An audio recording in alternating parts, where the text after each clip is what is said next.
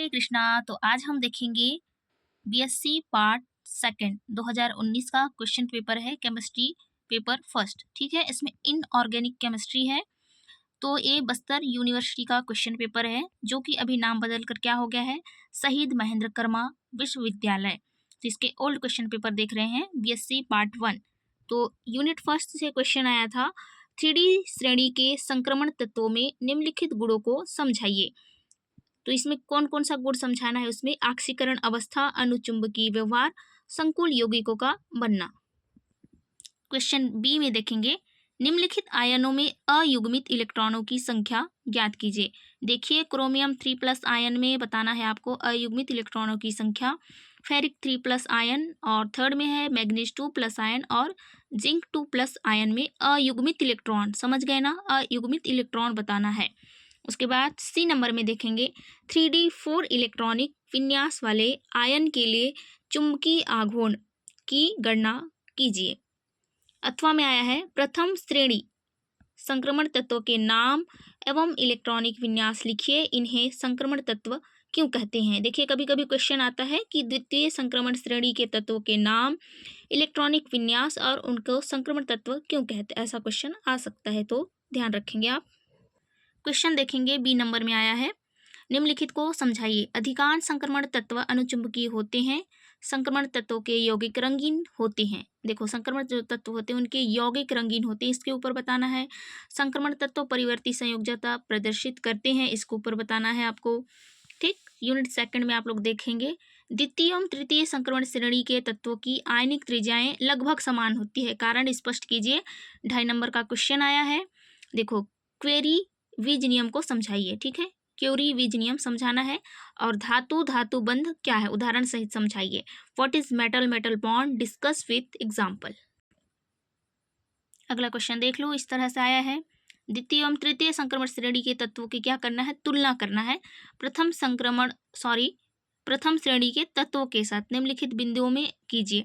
देखो, जो द्वितीय और तृतीय संक्रमण श्रेणी के जो तत्व हैं उनकी तुलना किसके साथ करना है, प्रथम श्रेणी के तत्वों के साथ।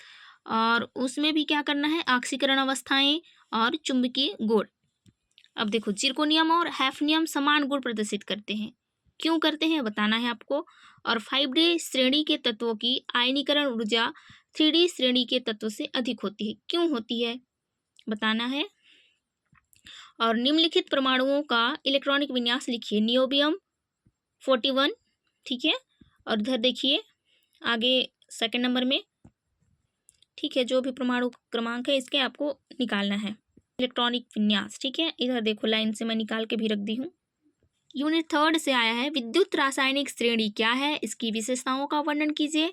और देखो, IUPAC नाम लिखिए, इन सब का IUPAC नाम लिखना है। देखो, निखिल टेट्रासाइनाइड 2- आयन, इस तरह से इसको लिखना होता है। ठीक है, अगला देखेंगे, निम्नलिखित संकुलों में केंद्रीय धातु आयन का EAN मतलब प्रभावी परमाणु संख्या ज्ञात कीजिए,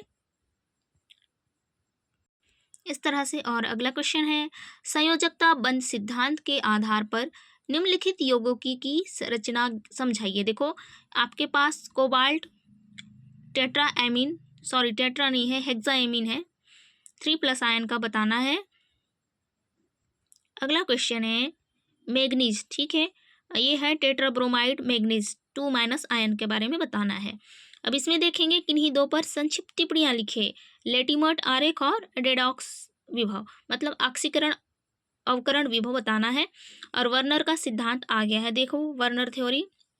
अगला क्वेश्चन इसमें देखेंगे, यूनिट नंबर 4, पश्च लेंथेनाइड एवं पश्च एक्टिनाइड आपस में समानता प्रदर्शित क्यों करते हैं। जो एक्टिनाइड और लेंथेनाइड है तो पश्च आपस में समानता प्रदर्शित क्यों करते हैं, इनके बारे में बताएंगे। और बी में आया है, लेंथेनाइड ऑक्सोकेटायन नहीं बनाते, समझाइए, क्यों नहीं बनाते समझाना है। अगला देखेंगे, इसमें EU को क्या बोलते हैं, यूरेपियम बोलते हैं, है ना। और अगला है इसमें एवं, इसमें है इट्रेबियम +2 ऑक्सीकरण अवस्था क्यों दर्शाता है। अथवा क्वेश्चन है, लेंथेनाइड को अंतर संक्रमण तत्व कहते हैं, क्यों कहते हैं इसको समझाएंगे आप लोग। अगला में है बी, देखेंगे, सीरियम एवं टर्बियम +4 ऑक्सीकरण अवस्था दर्शाते हैं। देखो, बहुत हार्ड आता था पहले क्वेश्चन, अब तो थोड़ा इजी आएगा आप लोग के टाइम। देखो सी नंबर में है एक्टिनाइड के विन्यास अनिश्चित होते हैं, क्यों है इसका कारण आपको बताना है। और डी नंबर में देखेंगे एक्टिनाइड्स +4 +5 और +6 ऑक्सीकरण अवस्था दर्शाता है या दर्शाते हैं, क्यों दर्शाते हैं बताना है। फाइनली यूनिट 5 देखेंगे निर्जल विलायक है, ठीक है विलायक लिख दिए हैं, टाइपिंग ना हो रहा है इनसे। निर्जल विलायक क्या है, विलायकों को वर्गीकृत कीजिए। सॉल्वेंट, ठीक है। चलो लिक्विड NH3 संगुणन दर्शाता है जबकि लिक्विड SO2 नहीं, क्यों बताना है आपको। अगला क्वेश्चन देखेंगे कारण सहित समझाइए कि NH3 की तुलना में NF3 है ना, ठीक है नाइट्रोजन ट्राइफ्लोराइड दुर्बल क्षार है, क्यों है ये बताना है आपको। अथवा में है द्रव अमोनिया में निम्नलिखित अभिक्रियाओं को एक एक उदाहरण सहित समझाइए। पहला है संकुल बनाना, दूसरा है ऑक्सीकरण अवकरण अभिक्रिया। अगला क्वेश्चन है संयुग्मी अम्ल क्षार क्या होते हैं, यदि आप 11th-12th में पढ़े होंगे तो जरूर बना लेंगे। इसमें संयुग्मी अम्ल क्षार अलग अलग वैज्ञानिकों ने दिए हुए थे, जिसमें लेकिन क्वेश्चन में आया है ब्रोस्टेड अम्लों एवं क्षारों की अपेक्षिक शक्ति संयुग्मी युग्मों से किस प्रकार संबंधित है, विवेचना कीजिए। जो ब्रोस्टेड लॉरी है ना उन लोग दिए थे है ना, तो संयुग्मी अम्ल क्षार क्या होते हैं बताना है। तो इस तरह से BSc part 2 2019 chemistry paper 1 in organic chemistry यहाँ पर खत्म होता है। Thanks for watching guys.